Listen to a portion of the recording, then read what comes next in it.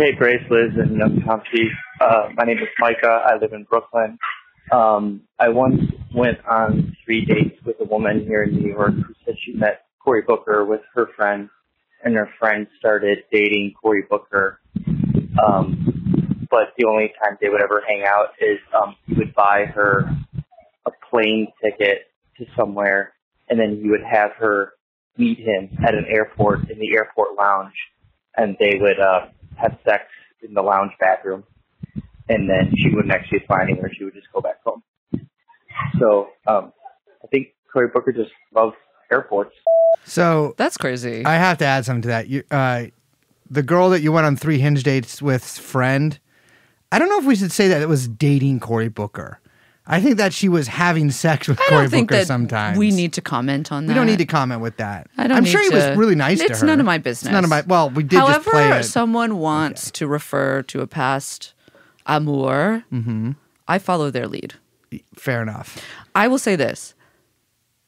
First of all, obviously that's the Newark airport. You're not doing that at JFK.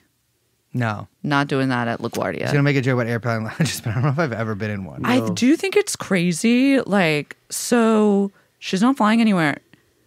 And she presumably did this multiple times. But, like, you're going through airport security. Like, to do that hassle of, like, now I'm taking off my shoes. Yeah. Just to go on a date with Cory Booker in that airport and not go anywhere.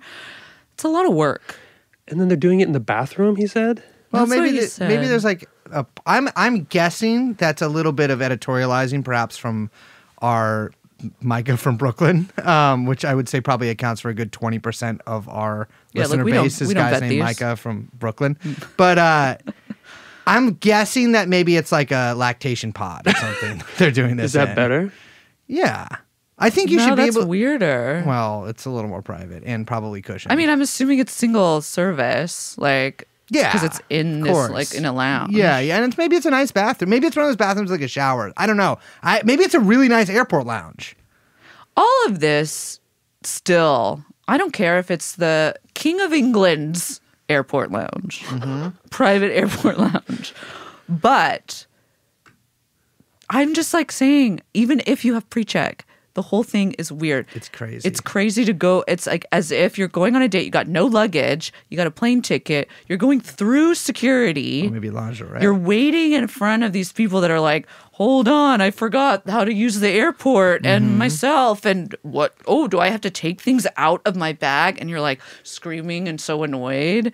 And you have to look at TSA. Like, there's nothing sexy about TSA. An airport is kind of sexually charged environment, though. It's not. I think it is. It's a liminal space. No. You're brushing up against all these people you'll never see again. You're wrong. It's a lot of misconnections happen in airports. But there's no misconnection here. Yeah, but I just think it has a frisson naturally, and so these people are just I can't believe you get on mic and you're dropping liminal and frisson. Not it is. happening, There is brother. no more liminal space than an airport, highway, rest stop, also famously a sexual Every space for place. me is my destination. Not the airport for me. But I say this as somebody who, when he was younger, used to sometimes jack off in airplane bathrooms to pass the time. Well, there you go. And to make it so I wasn't so on Are you edge. serious? Yeah, but not for like 15 years. When I was like 18, yeah.